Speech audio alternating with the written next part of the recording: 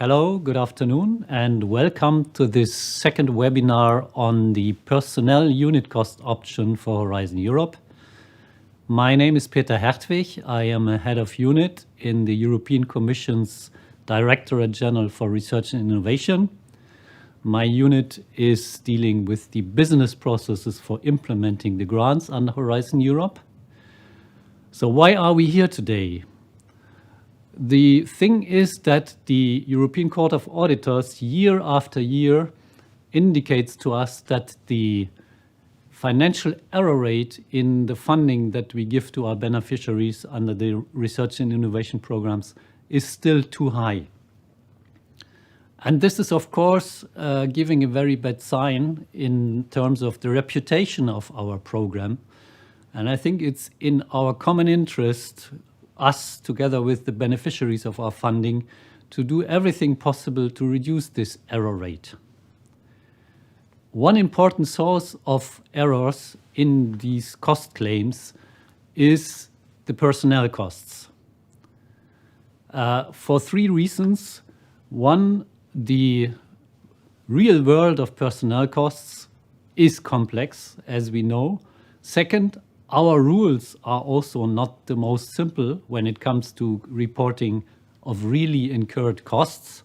And third, personnel costs represent about 2/3 of the costs in our projects, so they contribute to a large extent to the overall error rate.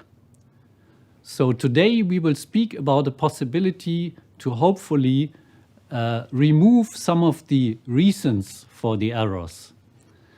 As you know, personnel costs that have to be reported for each individual person with all the personal circumstances, with the different components, allowances and so on, can be very complicated. And so why not to go for a simpler system where we replace this system for each individual by a system with a unit cost?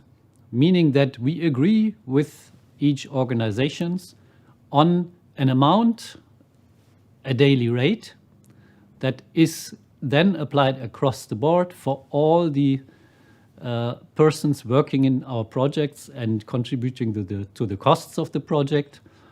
And once we have ex ante agreed on this rate per day, we will not question it anymore. The only thing that you then have to report is the actual units delivered. That means the number of days or hours that the persons have worked on it. So this is the substance and subject of today's webinar.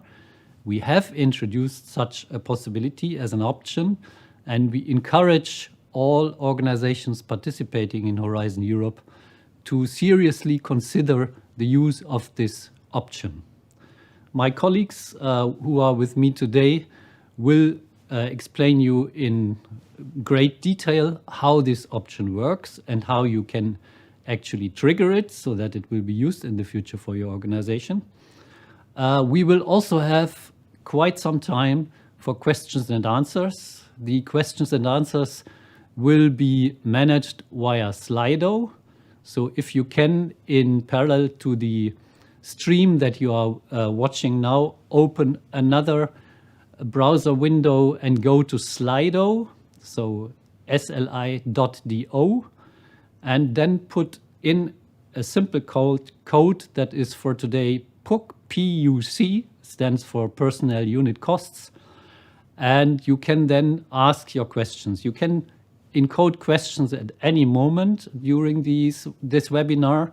You can also upvote the questions of others. So if you see that there is a question already there that would interest you too, you just give a like to that question, and we will then at the end go through the list of questions in the order of number of likes. And I think I will not spend more time on the introduction and will hand over to our first speaker, Isabelle LEROY from our legal unit. Isabelle, please.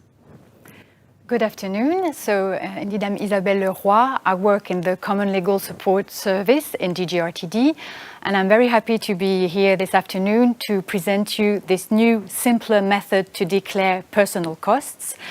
As indicated by Peter, this is a fresh novelty as it is available since the 1st of May. And we believe that it can be a major development in the declaration of personal costs. With this alternative, we want to provide something that's attractive in terms of simplicity and certainty, but that is also fair as it is adapted to each beneficiary and fair in the use of taxpayers' money for the reimbursement of personal costs in research grants. So I will present you the legal aspects of this personal unit cost, so on the use of unit costs, how to calculate this personal unit cost and what information is required to request to use this unit cost. And then my colleague Isabella will present you the process, notably on how to request the use of this personal unit cost. And then together with also my colleague Anna, we will answer to your questions that you will have indicated in Slido. So without further ado, let's start with the basic question of unit cost. Why do we use them? And the answer in one word is simpler. They are simpler. And compared to what? Compared to actual costs. So there is still a large proportion of grants under Horizon Europe which are based on the reimbursement of actual costs. And when you're talking about actual cost, you're talking about cost really actually incurred by the beneficiary. And if you want to catch the reality of cost incurred, you have to integrate in the rules a large number of parameters and conditions in relation to the legislation that applies and the variety of real-life specific cases. So associated to actual costs, there is a certain level of complexity. So indeed, actual costs have the advantage that they reflect the real costs, but with the complexity that is inherent to actual costs, there are drawbacks. One of them is that because of this complexity, beneficiaries have to dedicate time and administrative resources to understand the rules to declare actual costs, to apply them correctly, and to make all the calculations at each reporting period to apply these rules. There is also another drawback, is that there is the risk of making errors, and beneficiaries do make errors. Now, as Peter has explained, there is now a wide consensus that we want to avoid as much as possible that beneficiaries make errors when they declare their costs. And so to address this, we have looked into who are the beneficiaries and what are their characteristics.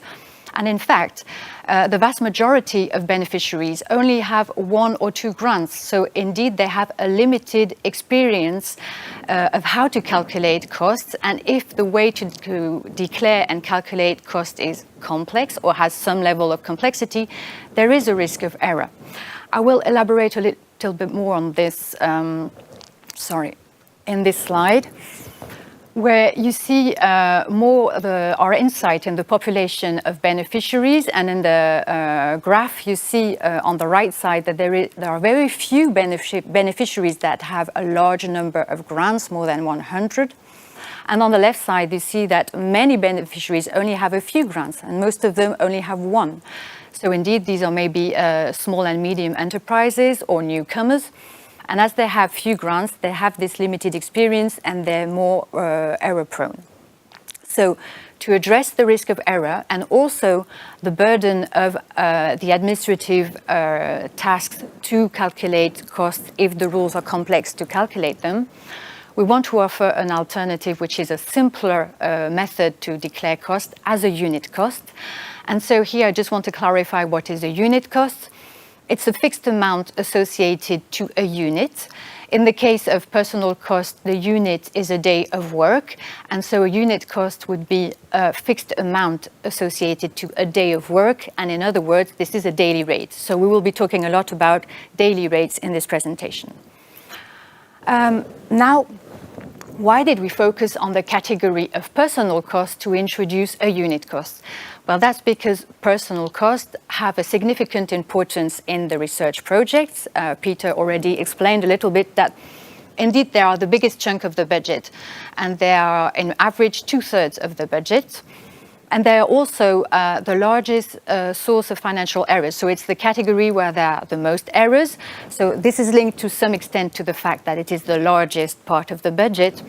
But there's also a recognition that the rules to calculate actual personal costs are indeed one of the most complex in the grant agreement. And why is that? It's because, especially for the category of personal costs, there are many conditions and parameters to take into consideration if you want to catch the real costs. And that's notably the variety of national legislation, also the collective labor agreements, also the work contracts, which have been evolving in the last year with new forms of working relationships. Also the variety of remuneration practices. And so all in all, this has grown into a set of rules which is rather complex, and to some extent you need a certain level of specialization to master these rules. And so despite our efforts still in Horizon Europe to bring some simplification in the rules to declare actual personal costs, and that's notably in the formulas to make the calculations, there are still some hurdles and difficulties that beneficiaries encounter when they are calculating the actual personal costs. And here you have a list of some of the difficulties. So notably, a beneficiary will have to take into consideration and look with care in which category a certain member of staff falls. Is it an employee? Is it a consultant? Is it an SME owner? This is not always obvious, for example, in the case of consultants. Then in the case of employees, a beneficiary will have to look carefully at the type of remuneration that it pays, and notably if it's always the same remuneration irrespective of the activities of the employee, or whether the remuneration depends on the participation of an employee in a project. So we call this project-based or non-project-based remuneration. And in fact, this difference triggers different rules for the calculation of the personal costs. Then there is the frequent situation where an employer wants to pay a bonus to an employee to reward for good work, for example.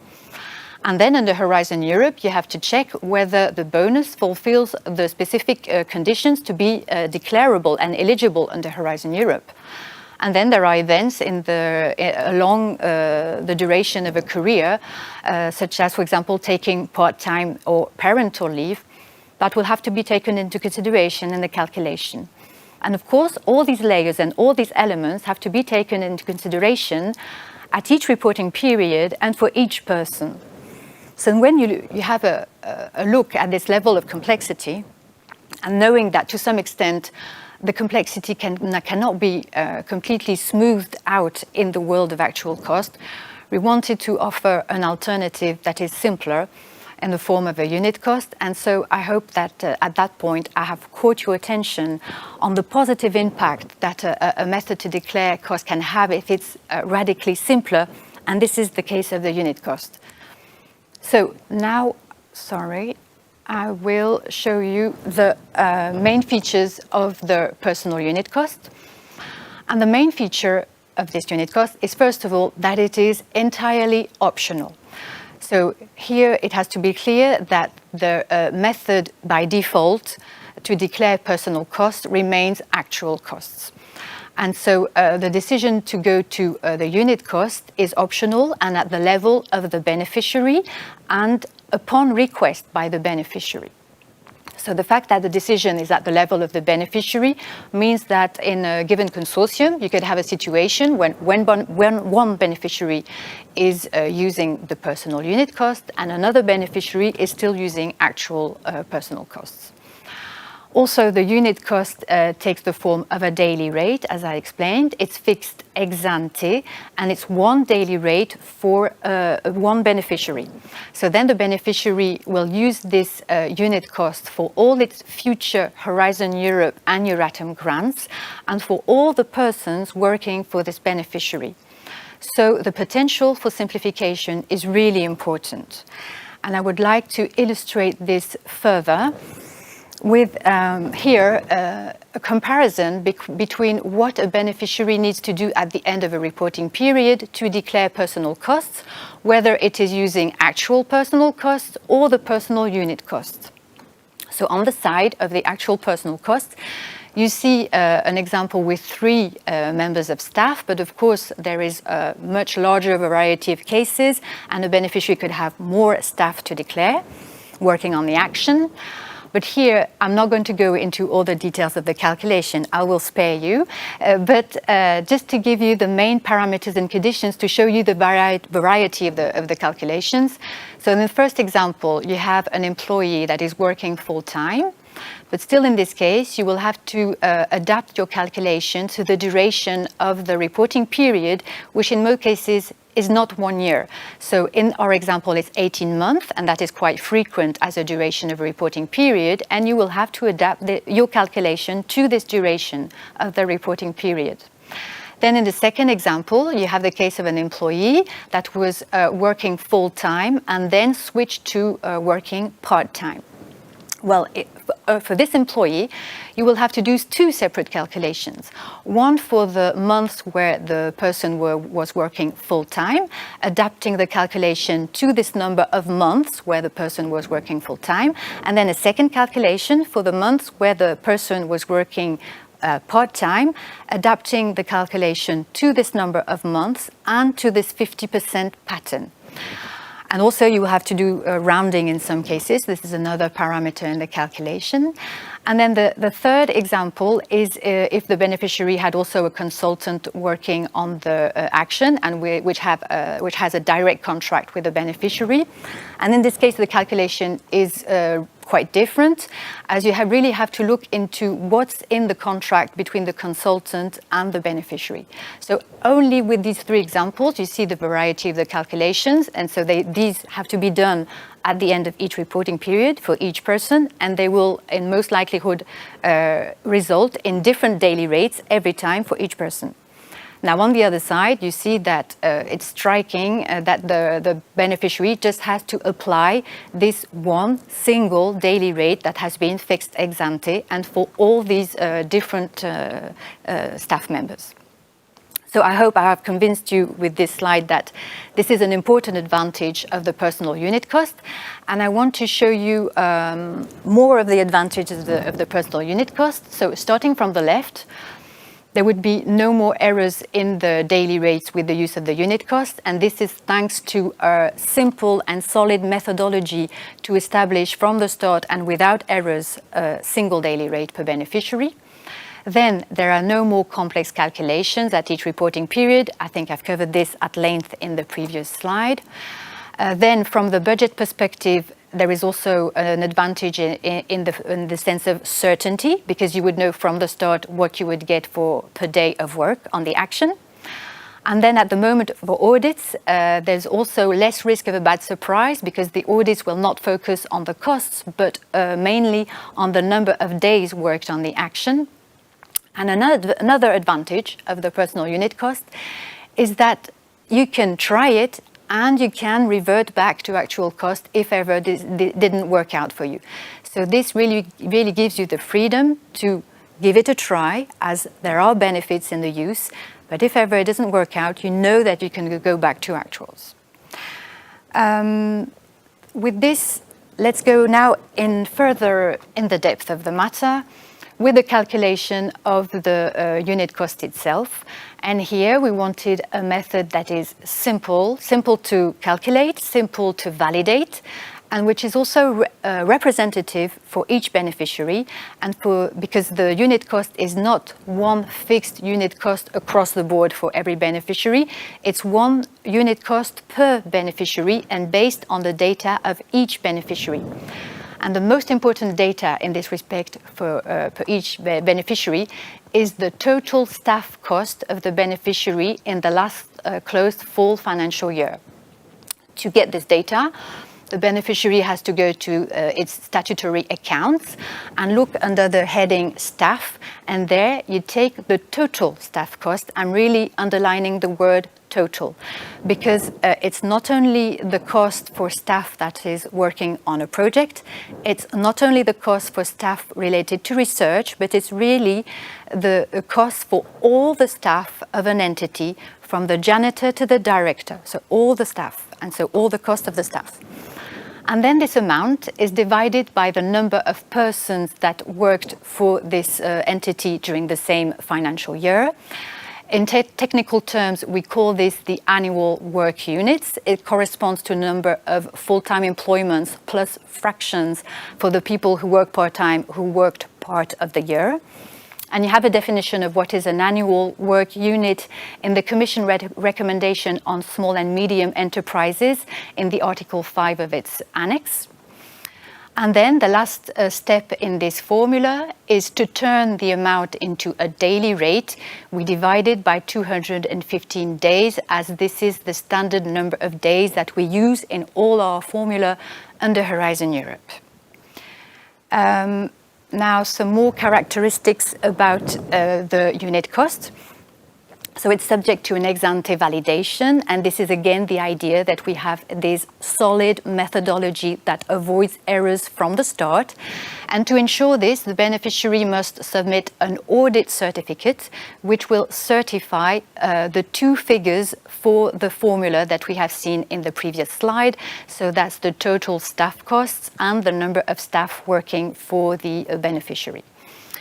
As part of the methodology, there is also a capping that can apply, but this will be in a limited number of cases, as only to avoid situations where the formula would result in a result so high that it will be unrepresentative.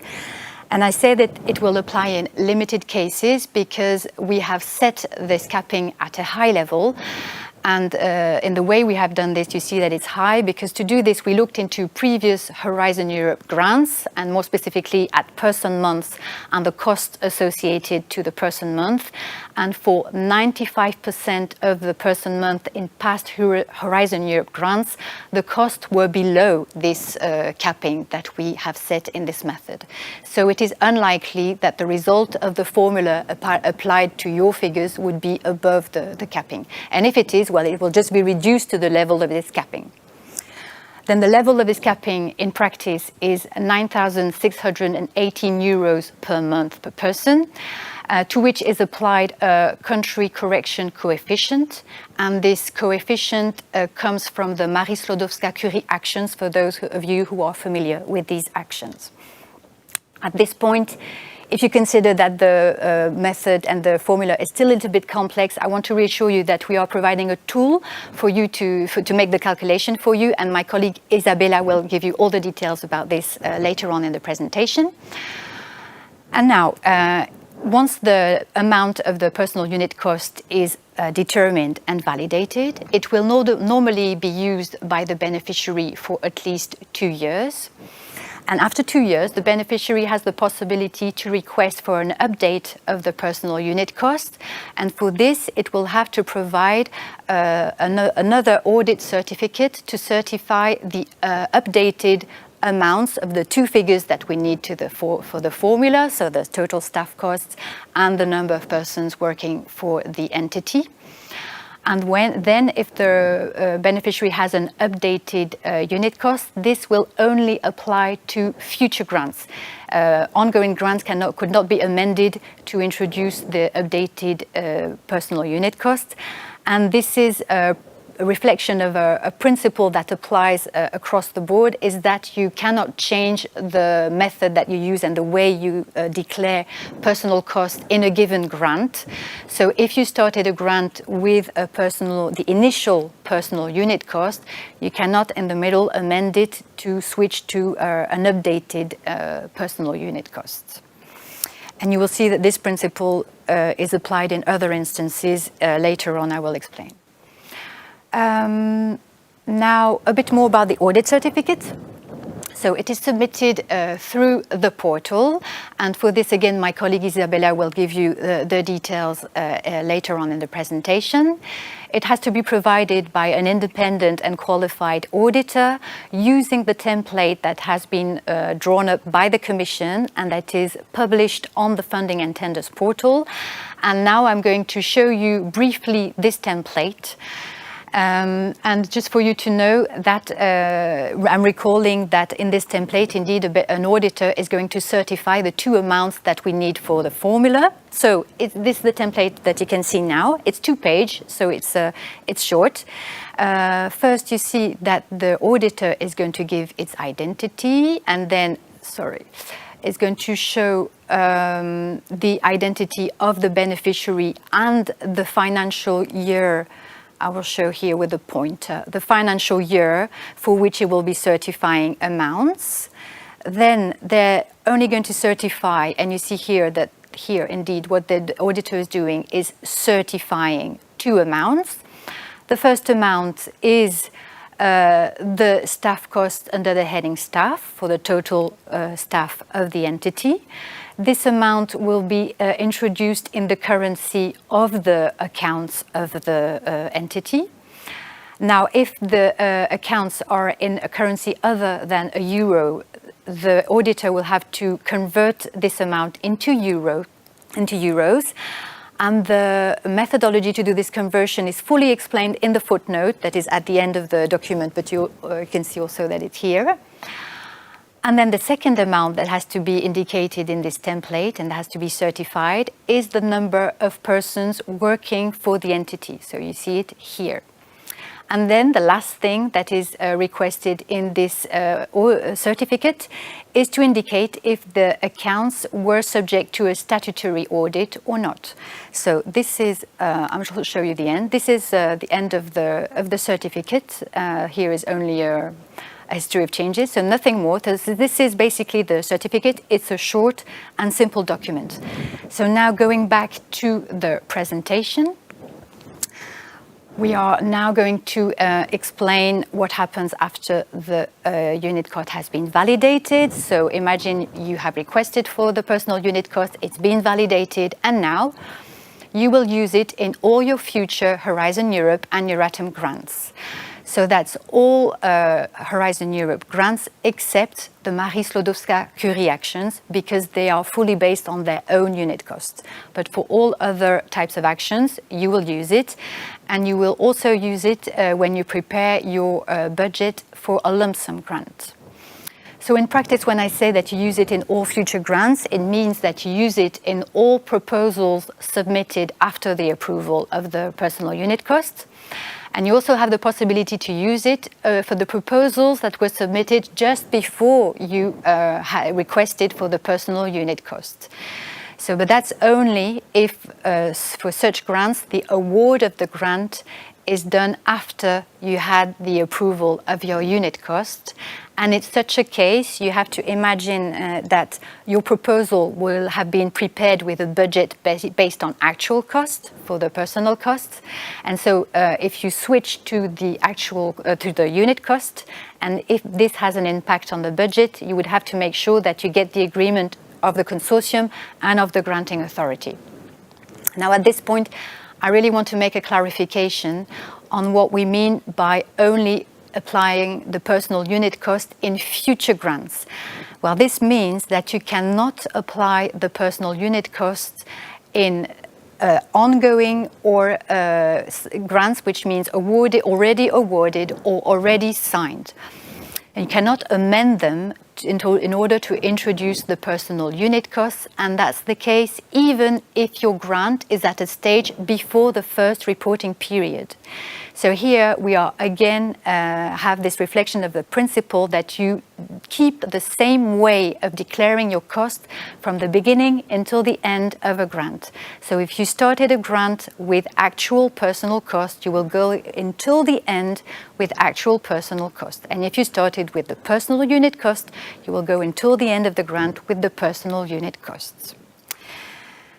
Now I will go more into details into this advantage of the personal unit cost. That is that if ever it doesn't work out for you, you can revert back to actual costs. So that would be notably if the personal unit cost did not deliver the envisaged simplification, though we expect that it will provide a very effective simplification. But you need to know that then if you revert back to actual costs, this will be only for future grants. So again, this principle that if you started your grant with actual cost, you will go until the end with actual cost. But for future grants, then you will revert to sorry. If you started with the personal unit cost, you will go until the end with the personal unit cost, and for future grants, you will revert to actual costs. And another element to know is that if you revert back to actual cost, then you cannot request again to use the personal unit costs until the end of the program. And here it's to avoid a ping pong between actual cost and the unit cost. And we consider that you have this opportunity to request the unit cost. You have the possibility to revert once to the actual cost. And from there, we consider that you have made an informed decision and you stay with it until the end of the program, which will be in 2027. And yeah, reverting back was a decision of the beneficiary, but on the side of the granting authority, there is also the possibility to withdraw the unit cost in exceptional cases, and this is related to reasons of sound financial management. So that would be notably if ever a beneficiary had concealed or misrepresented information when it was requesting the personal unit costs. And there would be also exceptional cases where there would be a systematic misuse of the unit cost, notably if recurrently and significantly the actual cost of the beneficiary were lower than the unit cost. But we expect that this would be exceptional. And with this now, we finish with the legal aspects, and I will give the floor to my colleague Isabella for the processes. Thank you very much, Isabelle. My name is Isabela PROKOPOWICZ, and I will guide you now in the second part of our presentation through the business process for the personal unit cost. But before moving to this part, we'll stay a little bit longer on the current slide on the personal unit cost wizard.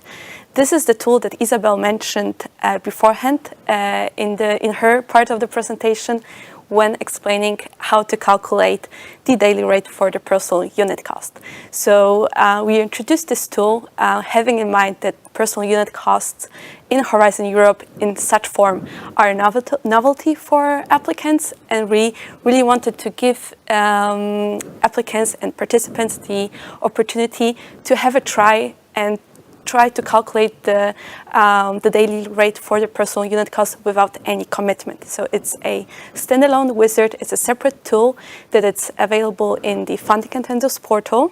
You can find it on our personal unit cost page. We call it the landing page for personal unit cost.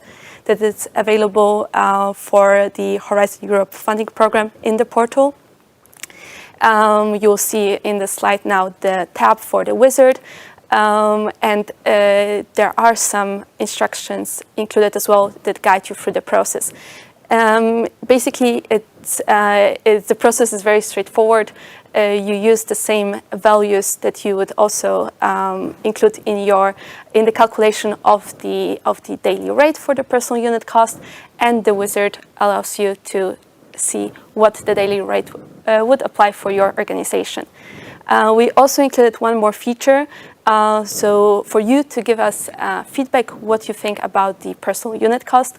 So it's also a very useful and helpful tool for us, and we really hope that it helps you to get familiar with the personal unit cost and also get more excited to use it in the future.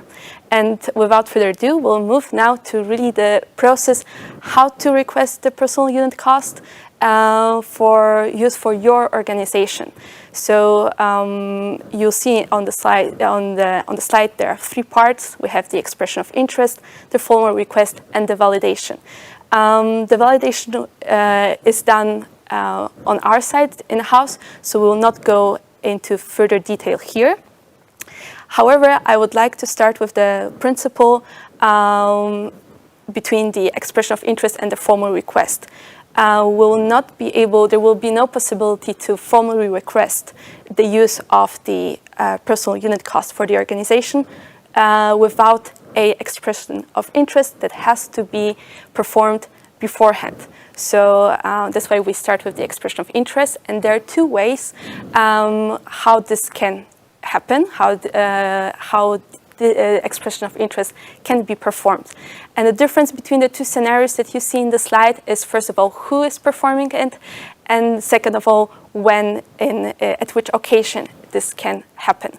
First of all, we have the LER who acts, so the legal entity appointed representative, who can express interest at any given time in the participant register in the portal. What we mean by any time is that there doesn't have to be necessarily an open grant agreement preparation for a proposal where the organization is participating. This expression of interest can happen anytime. The second scenario foresees that a successful proposal of the organization is already in GAP, so in grant agreement preparation, and the actor who is completing the budget table during this process also fills in a new field for the personal unit cost. So the actor would be a participant contact, the PACO or F-sign financial signatory, and with completing this new dedicated field, we will count this as the expression of interest. In both cases,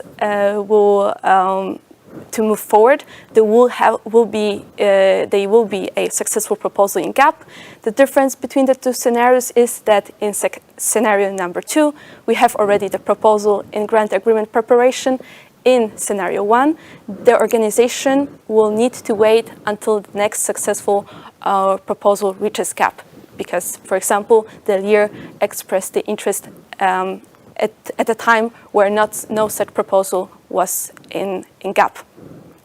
And from this point, we move to the stage where the formal request. The formal request means that the LER, so it can all be performed by the LER, submits the audit certificate that Isabelle presented beforehand. To have the possibility to submit this certificate, the LER will receive a participant task in the participant register, and I will show you on the following slides how exactly this will look like. So once the LER receives the participant task, submits the audit certificate, this equals the formal request, and from this point of time, the validation process can start on our side. So you see then the validation of the daily rate will be then based on the audit certificate. So I would like now to show you a little bit how it really looks like in the participant register from the point of view of the LER. So we move to the next slide. This is what a LER would see, and we have a tab in the upper part of the screen. It's additional organization data. In this section, we move to the special cost method. So this is the new tab, and on the right hand of the screen, you see the choose cost method. Once the LER clicks the choose cost method, they receive another pop-up with more information about the personal unit cost, with some, again, useful links to the wizard, to the template for the audit certificate, also the decision authorizing the use of personal unit costs in Horizon Europe. So at this stage, by clicking the blue button on the bottom part, use personal unit costs, the LER can express interest in using personal unit costs. Once this is performed, at this stage, the expression of interest is done, and we would now move to the next screen where I show you the case where after the expression of interest a successful proposal is in GAP, and the LER receives the participant task.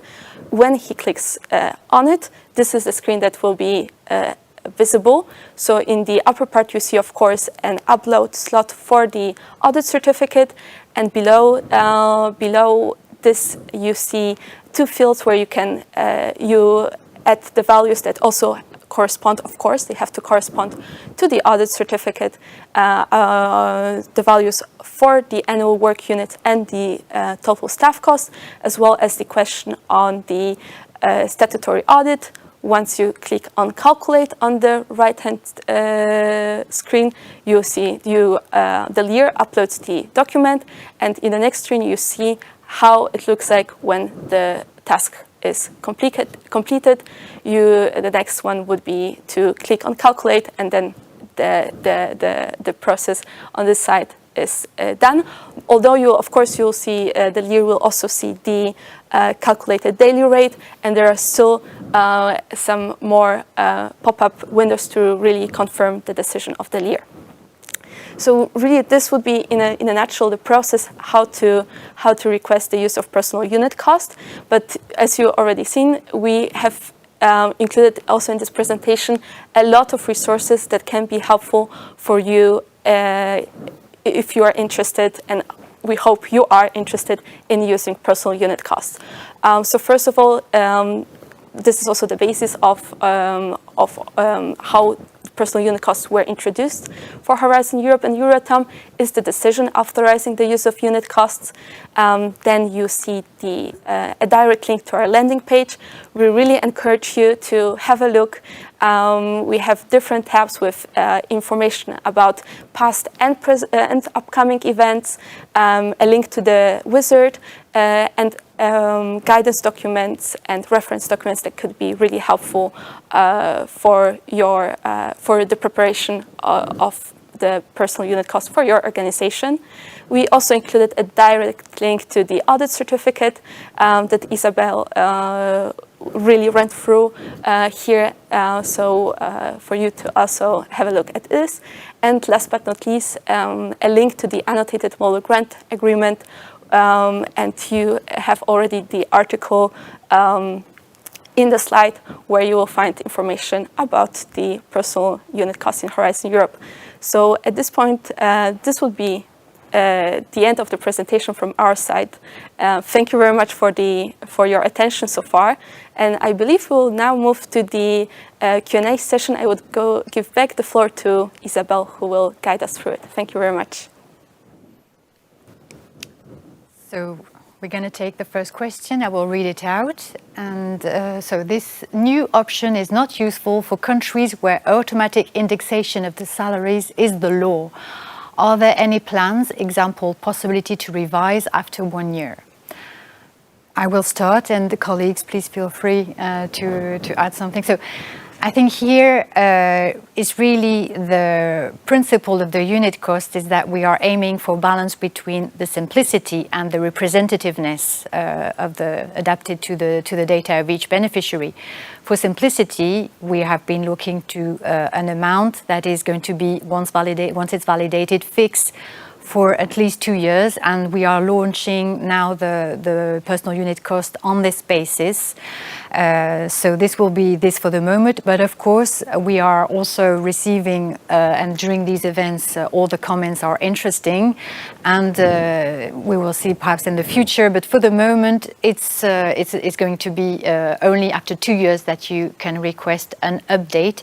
But I would like to really underline that the balance between the advantages and the drawbacks are not only the amount, it's really that you can gain on the administrative burden, the time and resources that you dedicate to the calculations of, and all the burden of the calculations of actual personal costs if you opt for the personal unit cost. I will then go to the next question.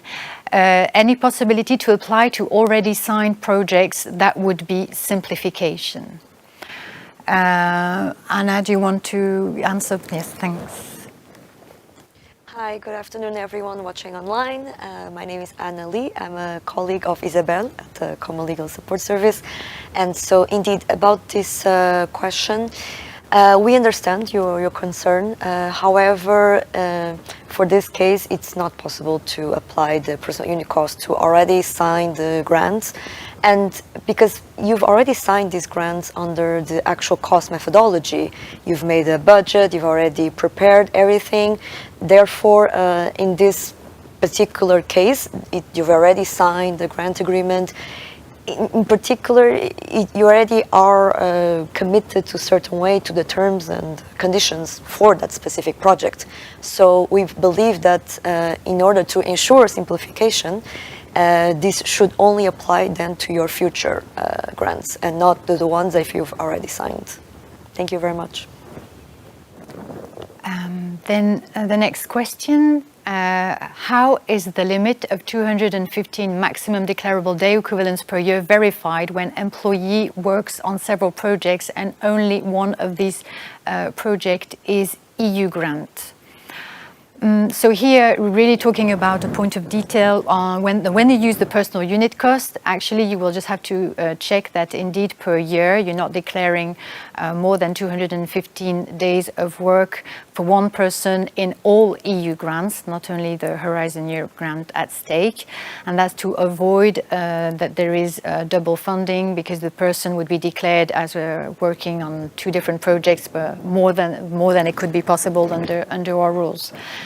And so for EU grants, this is a check that is part of the checks during audit, that it is for what is different EU grants, and only one of these projects is EU grant. If the other projects are not EU grants, then they are not part of the check, because the check is only not more than 215 days in any EU grant. But if the person is working on other projects which are not funded by EU grants, this is not part of what we would take into consideration.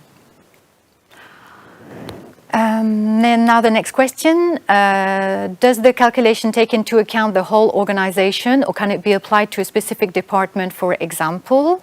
Anna, would you like to answer this one? Thanks. Thank you very much, Isabelle. So indeed, we understand why you're asking this question. However, the problem is, taking to basis that our purpose here is for simplification, you have to take into account your whole organization. So you really have to look into your statutory accounts, and you look into the heading total staff costs, and you put the number there, because when we designed this whole personal unit cost, we also thought about this possibility, but then we thought that then you're starting to add a certain layers of complexity, because then you say here a specific department, but which specific department, how would this selection be made, and then how do you choose the universe of the people who would be put or not in this calculation or not. So in the end, you would maybe fall into something similar to what we have under actual cost methodology, which is we have different categories of staff, and you need to really apply and calculate based on the specific category that they are a part of. And therefore, we really, for the sake of what's the simplest way forward, it is then to take the whole organization and to look into the total staff costs for your whole organization. Thank you very much. So the next question is about the calculation formula. Personal costs as annual accounts divided by annual work unit owners include SMEs not recorded as personnel. Is this a consistent criterion? Well, I understand, yeah, it's not absolutely clear, but I will just go back to what you do for the calculation and where you take the data from.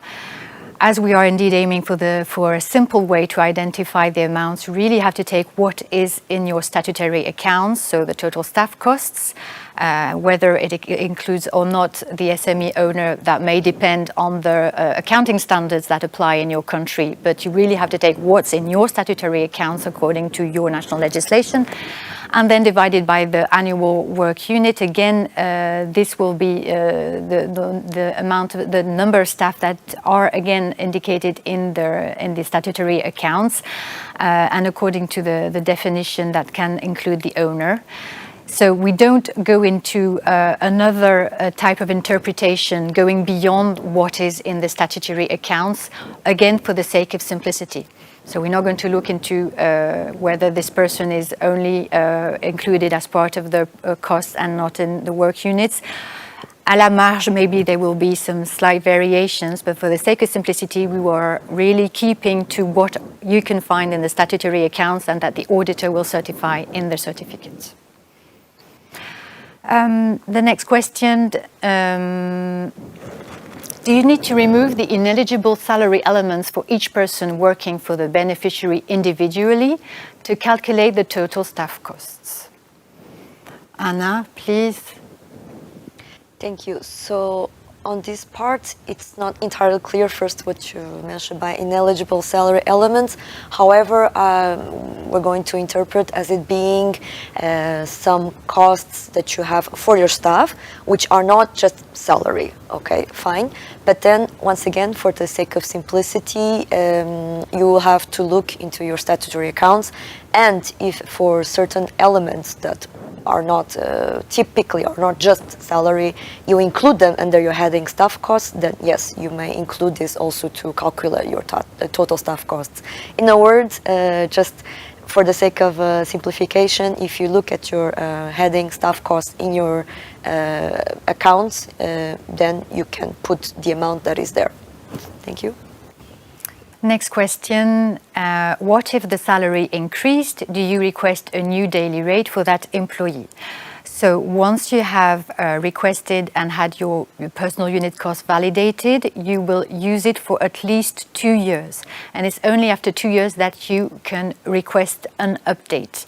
And then the update is not just for one employee, it will be the update for all your future grants, for all your persons working for you. So you don't make an update just for one employee. It's really, you have to, only the update is only after 2 years, and keep in mind that the unit cost is applied for all the persons working for you. The next question. So for a 4-year project, we have to use daily rate calculated by the numbers from the last year, and we cannot get any calculation that take into account the increase of the salary. Anna? Would you like to?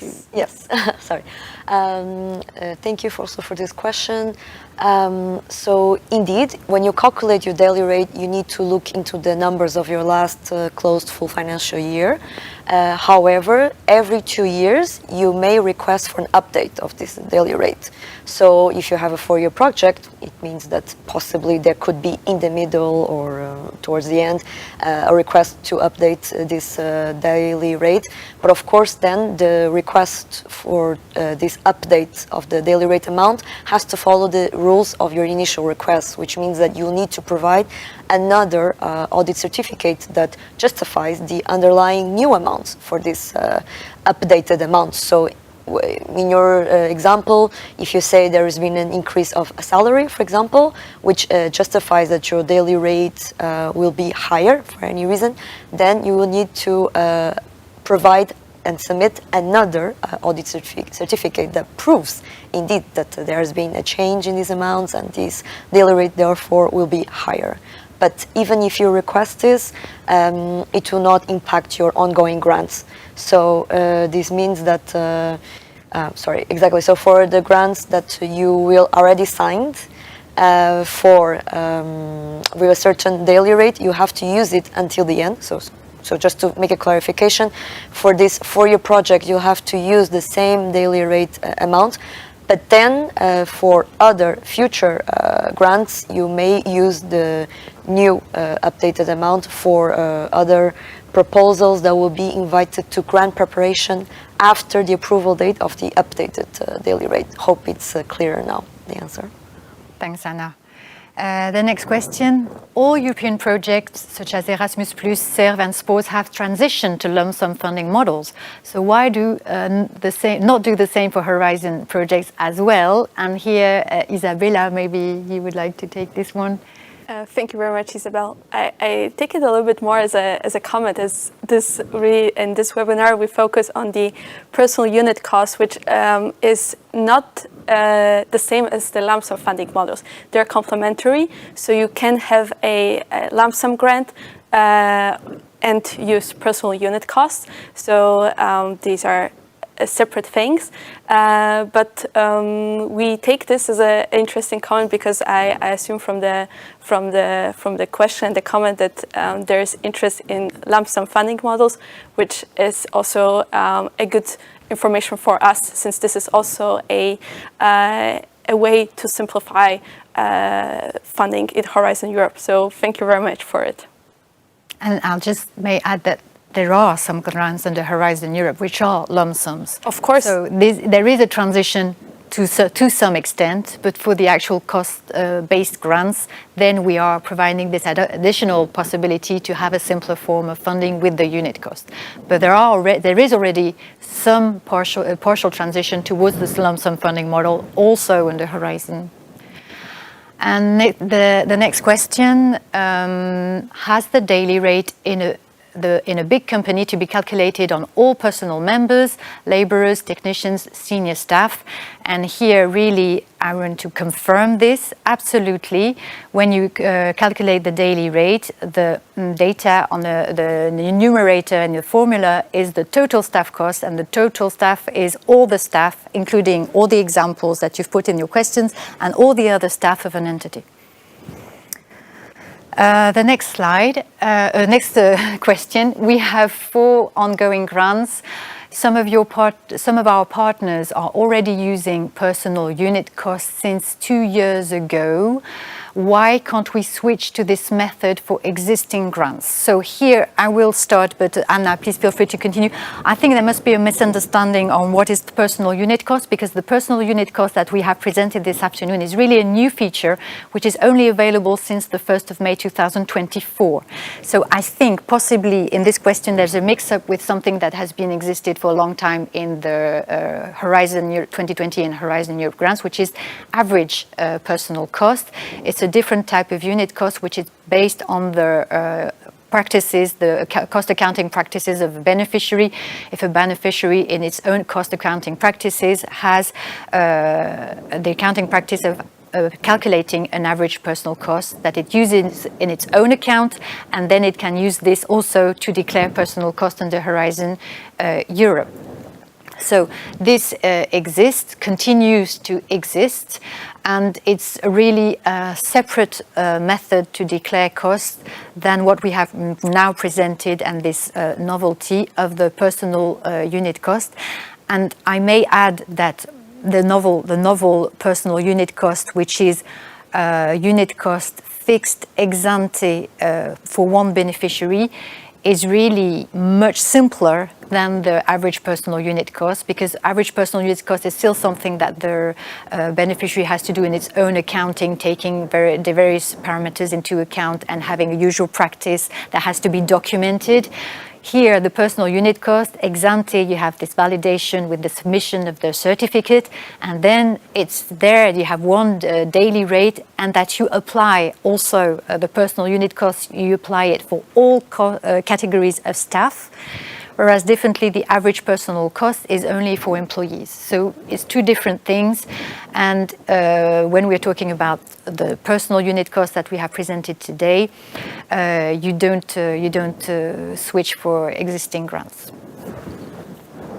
Now the next question: is similar simplification planned for other types of EU grant contracts?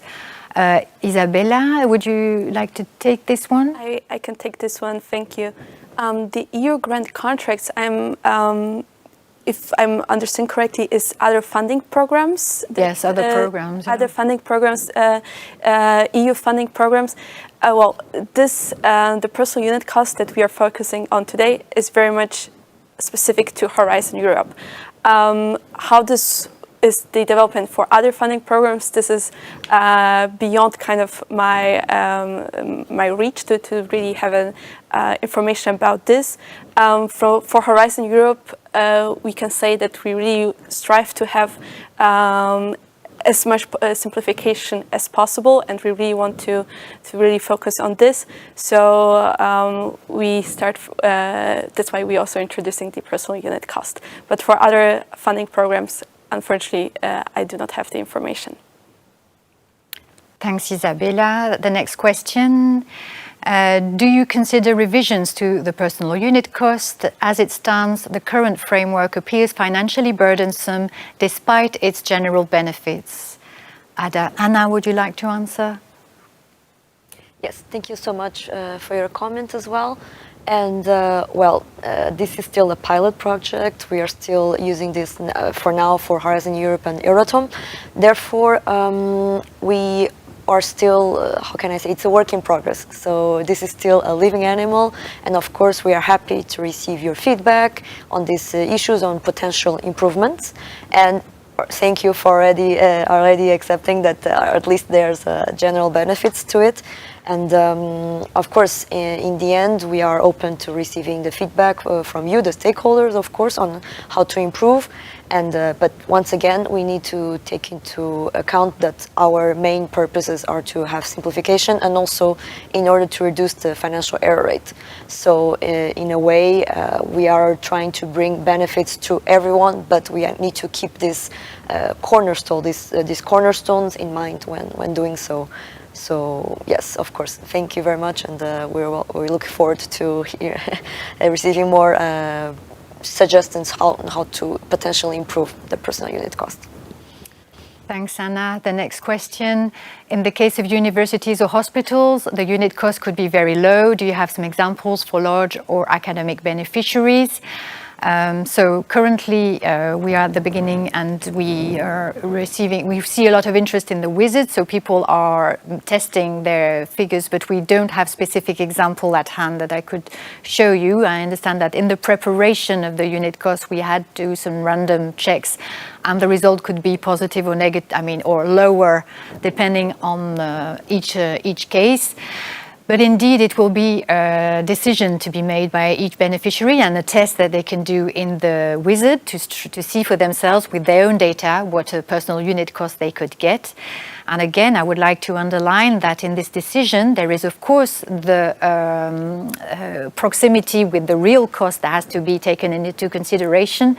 But it goes beyond this, that the magnitude of the simplification that can be achieved with the unit cost and having less burden and less administrative tasks is also something that should be taken into consideration. I will go to the next question. A senior researcher at our institution has a 40K salary yearly and admin staff that works on finance department only 18K. How to calculate now the rate? Anna, please. Yes, thank you also for providing some concrete numbers also for this. Indeed, still for the calculation of the personal unit cost, you'd have to look into your heading staff costs for your in your statutory accounts.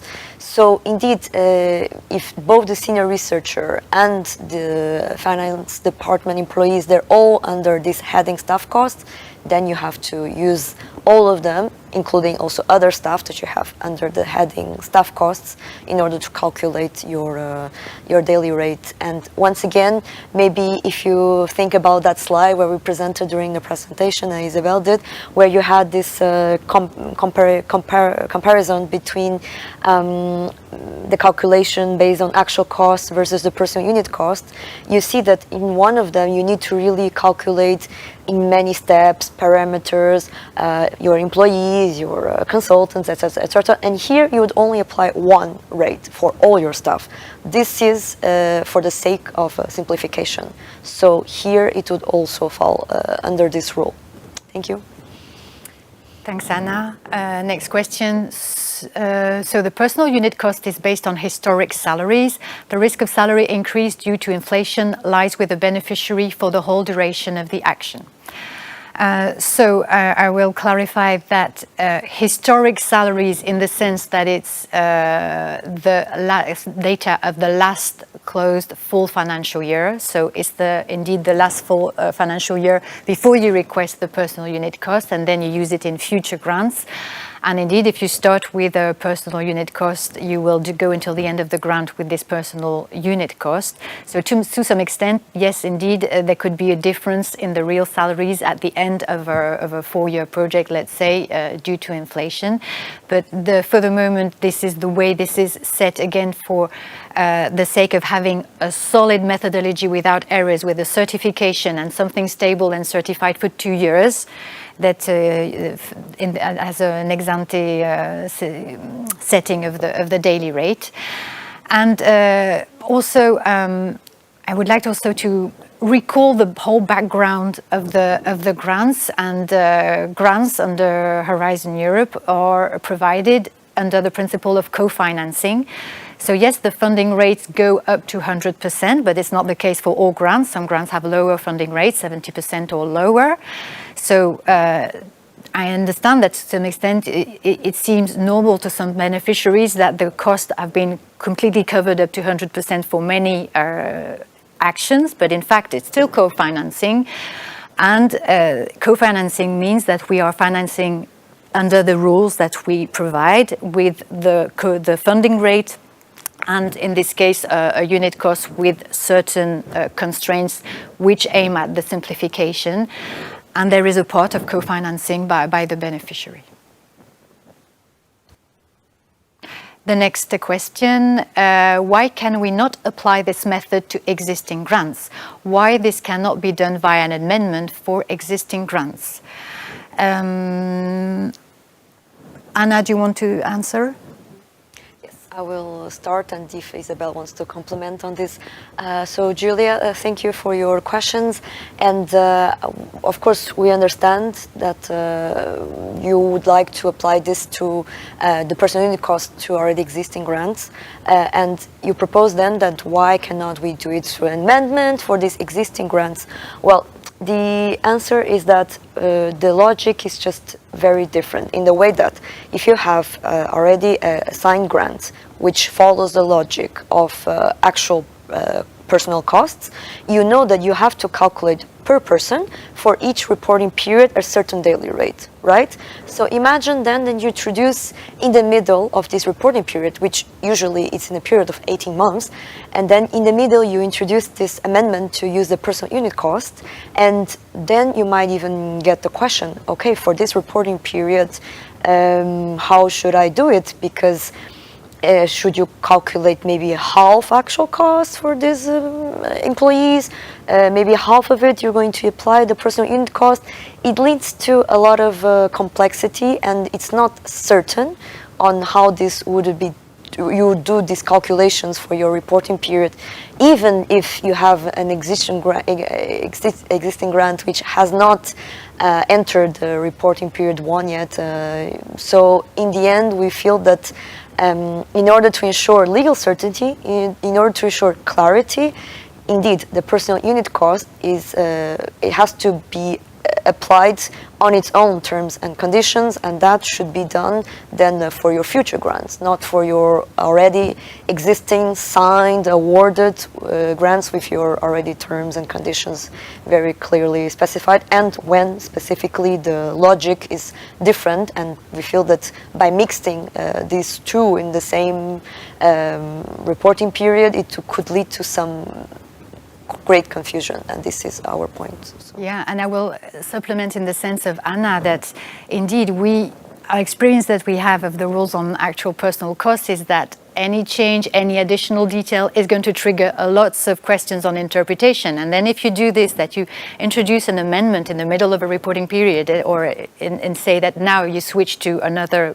form of cost, like the personal unit cost, you will have to determine what cost incurred for the actual cost, until when they can be declared. And for example, you do the switch in April, and you say, oh yeah, but I have a Christmas bonus at the end of the year, and then will that be, can I take that into consideration, at least for the 3 first months of the year when I was still in actual cost? And then you have a whole set of questions that would derive from this sort of thing. So as here, we were really, and I know we've been underlining this, but this is really the central point, that we are aiming for simplification. Simplification means that not every possibility is given, but everything that makes the system simple and certain and with no errors. Going to the next question, what about salaries to SME owners that are not paid through a real wage but a service fee? Can payment to them be accepted as part of the daily rate? So here, it's again, you have to really focus on the methodology to calculate the unit cost. And you go to your statutory accounts and you see, you will take the total staff costs, whether or not they include the remuneration of the SME owner, and divided by the number of persons that are working for the entity, again according to the statutory accounts. And this is how you get the daily rate, and this is absolutely the way to avoid all the detailed questions then that you get when you are going into the details of each situation. And this is what we are avoiding with the personal unit cost. You only look at these two amounts, you do the division, and you don't have to look into all the details of each specific case. Going to the next question, for natural persons, unit cost already exists. This will thus remain as it is. So natural persons is the same unit cost as for SME owners. So you have the SME owner unit cost also applies in the case of a natural person, though it's not used very often because there we are talking about a natural person that would directly be a beneficiary. So not a legal person, but really a natural person participating as such as a beneficiary. So this is still a feature that exists under the way by default that we have actually to currently to declare personal costs. So these are the categories that you have under the Article 6.2a of the grant agreement. Sorry if I'm getting a little technical, that you have A1 for employees, A2 for natural persons with a direct contract, A3 for seconded persons, and A4 is for the SME owners and natural persons that have indeed a unit cost. But now this is the current, and I mean the way that we had until now to declare actual cost. And if you switch to the personal unit cost, all this goes away and all this is replaced by the personal unit cost. Having said that, it's true that for a natural person, maybe the personal unit cost, there would be no statutory account, so possibly there is no sense for a natural person participating as such, just without any other company around to ask for the personal unit cost. But so this is really a specific case, and in any case, the existing and the current features will remain for those who still want to use them, absolutely. Going to the next question. Updating every 2 years, except for ongoing grants, does this mean that there will be future grants with 6-year-old rates? Anna?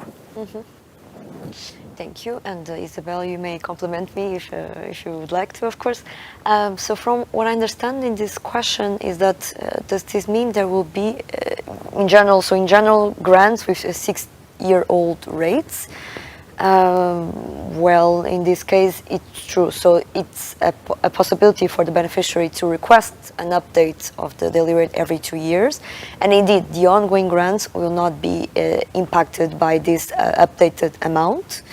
However, we also want to stress that already during the calculation, the first calculation of the daily rate, you take into account the data from the last closed full financial year. So, and then, of course, this is already, we think, a mirror of what is the most recent data when you first set your daily rate. But of course, then once you have you sign grants and you see that, okay, maybe this amount is no longer representative of your cost, and then you may request this update every 2 years. Thank you. Thanks, Anna. The next question.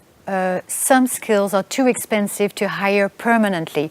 Therefore, consultants and third-party cost is better. We struggle with your per-hour rate limit. So I'm not sure exactly, but I think you mean that maybe the personal unit cost would perhaps seem too low if you have maybe tested it for your company. Indeed, it would apply to consultants. Consultants, to the extent they have a direct contract with the beneficiary and would be considered as consultants, as we currently do under the Article 6.2a.2 of the grant agreement. As concerns third party, this is not affected by the personal unit cost. And a third party, like a third party providing works or services, that's something that's out of the personal cost category, and it remains and it's not affected. Now about the fact that maybe if you apply the personal unit cost to and you would like to apply it, but then it will be applied to these consultants that fall under personal costs. It's again, as we have indicated before, a balance and a choice that has to be made by each beneficiary. You check in the wizard what is the personal unit cost according to your data. You consider what time you dedicate and what resources, administrative resources you dedicate to calculate the actual personal cost every reporting period for every person, and then you make this balanced decision.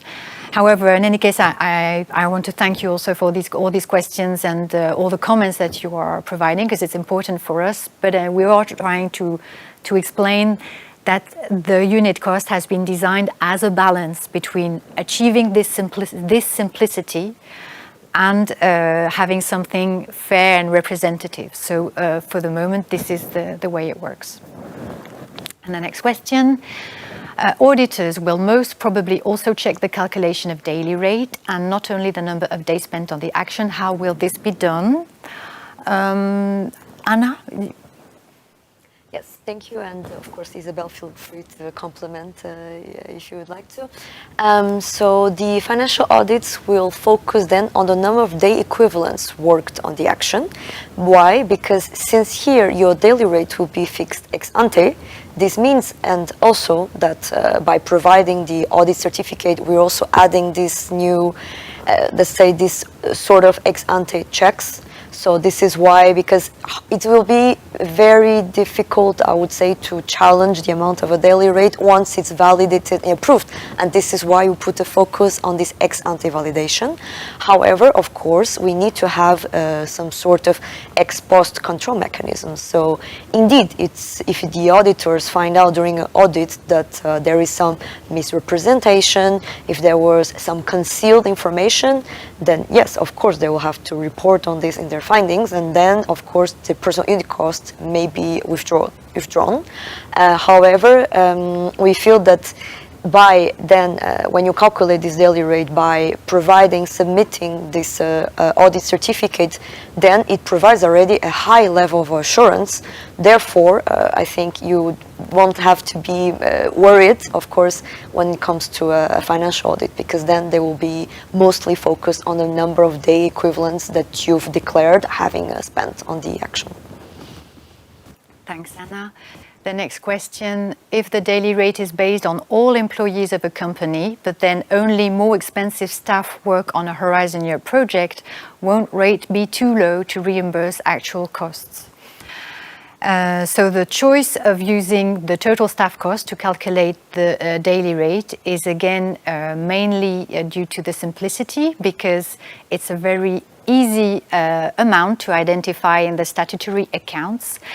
And any solution that is already requiring to make differences between categories of staff goes into an area where you need a lot of interpretations, a lot of questions, a lot of differences between the national legislations and the systems, and you lose the simplicity. So it's really something that we have reflected on, and to aim and to achieve simplicity, the total staff cost is instrumental. So the result is this average at the level of a whole company, and then it's again, as we said, for you to test and for you to consider the other benefit of the simplification and to make the balance. To the next question, are we expected to keep detailed timesheets given the 215 days is an artificial number of working days? The staff usually legally works for more days per year. I will start, and Anna. So, yes, indeed, the unit cost is a daily rate. So this is a simplification, is you don't have to calculate a daily rate anymore. You are determined this ex ante daily rate. But then a daily rate has to be multiplied by the number of days worked on the action. So you do have to keep timesheets. And now the 215 days, They absolutely make sense in regard of the formulas that we apply for the daily rate, because the daily rate is an amount of costs per year divided by 215 days per year. So then, if you multiply by something above 215, you are declaring more cost than you had initially. So it's really a mathematical thing that it doesn't matter that it doesn't represent the real number of days. It's just that as the calculation is based on dividing by 215 days, you cannot then multiply the daily rate by more than this amount, this number of days, because otherwise you are overcharging beyond the pool of costs that really existed. So it's just a technical aspect. The timesheets are, I mean, in the Horizon Europe, it's the declaration of days, and or you can use our declaration for days worked on the action, or if you have your own recording system, you can use it if it's reliable and providing some similar information, at least as in the declaration, and it's absolutely something that you will continue to have to provide. The next question, is the revision going to be automatic? Will we apply when signing a new grant agreement, or update is possible without? Isabella, would you like to take this one? Of course, thank you, Isabelle. Is the revision going to be automatic? No. The update of the personal unit cost, the daily rate that will apply to your organization, is not automatic. As Anna already mentioned, you have to follow the same procedure as with requesting your first daily rate. So with preparing the audit certificate and submitting it for validation. And then to the second part will be applied when signing a new grant agreement. Update is possible without. As already mentioned, the updated new daily rate will only apply to the proposals, the projects that follow after the update. So there will be, given that it is a new project, it will be a new grant agreement. So it will not be possible to have an updated daily rate without a new grant agreement. Thank you. Thanks, Isabella. I think maybe the next question could be also for you. Indeed. How long does it take to have the validation? For the validation of the daily rate, I will not be able to give you a very specific or exact time frame, but please be aware that the validation of the daily rate will take place during the grant agreement preparation process. So with the idea, of course, to use the personal unit cost in the project, in the proposal that is in this process in GAP. So this will be also taken into consideration to be in time to be able to use the daily rate for the project that it's in GAP. Thanks, Isabella. Would you like maybe to start with the next question? Is there any possibility that personal unit cost might be exempted from lump sum grants where participants normally reflect the inflation in their budgets? So, as I mentioned before, is that personal unit costs are complementary to lump sum grants. So there are two separate things, as to say. If you apply for a lump sum grant, it's set in the work program, and there's no other option than having a lump sum grant when your proposal is retained for funding. Personal unit costs is a optional cost method that you can use on request.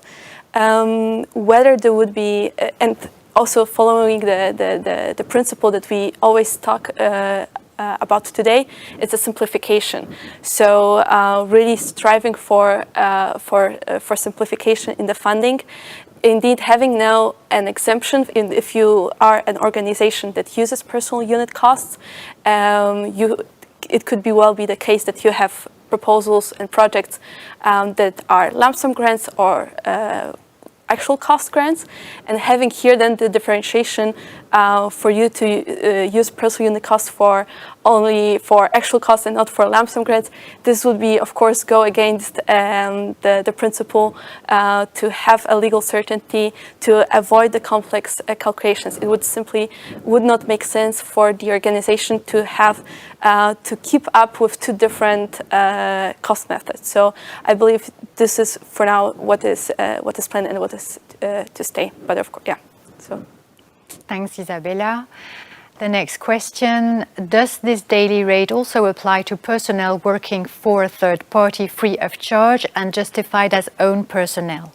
So I think that the question means personnel working for the beneficiary that has been seconded from a third party, because the beneficiary will be the one declaring the cost.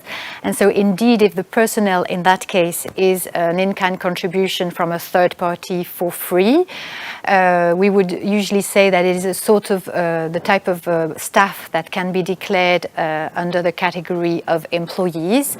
And then indeed, you could use if you opt for the personal unit cost, you could apply the daily rate also for this type of staff. Going to the next question, numerator, personal cost as annual accounts, denominator, annual work units, owners include SMEs, not recorded as personnel. Is this a consistent criteria?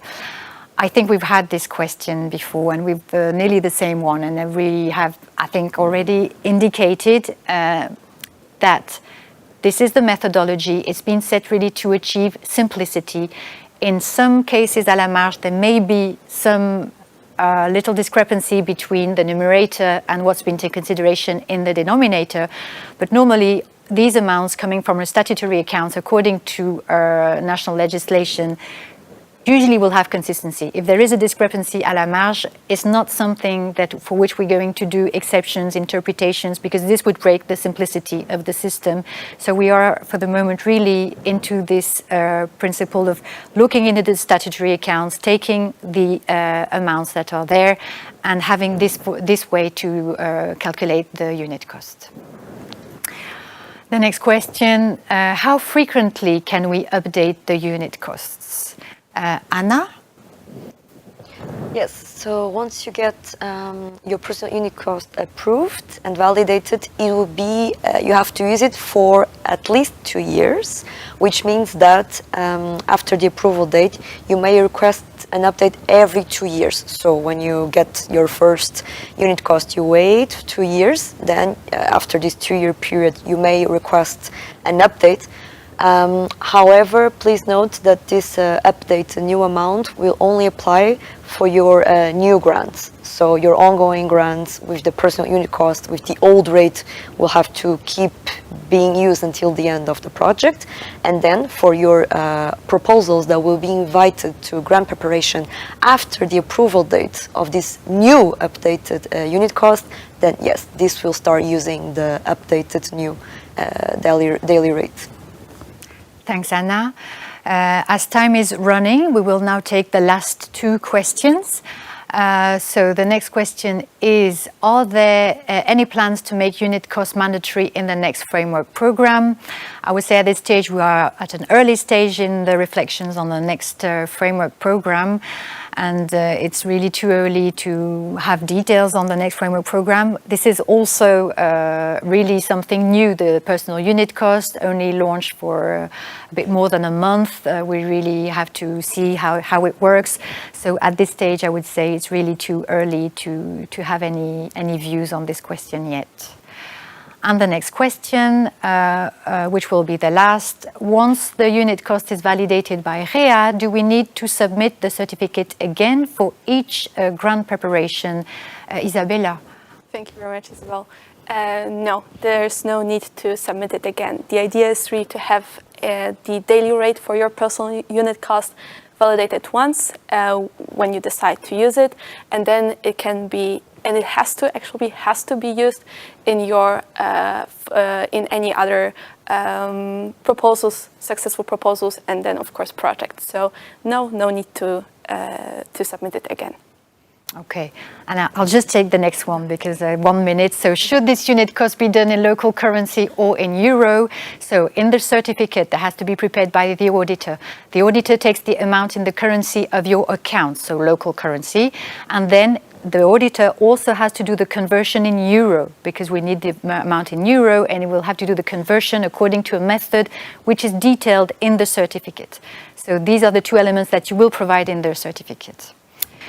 So with this, I think we have covered quite a lot of questions. I really want to thank all the people who were watching and who sent questions. Also, all the feedback on your impressions, the limits, and maybe the things to be considered, and how you see the personal unit cost. It's very interesting and important for us. We also hope that we have managed to convey to you the importance and the benefits of this simplification for at least some of you that can be interested.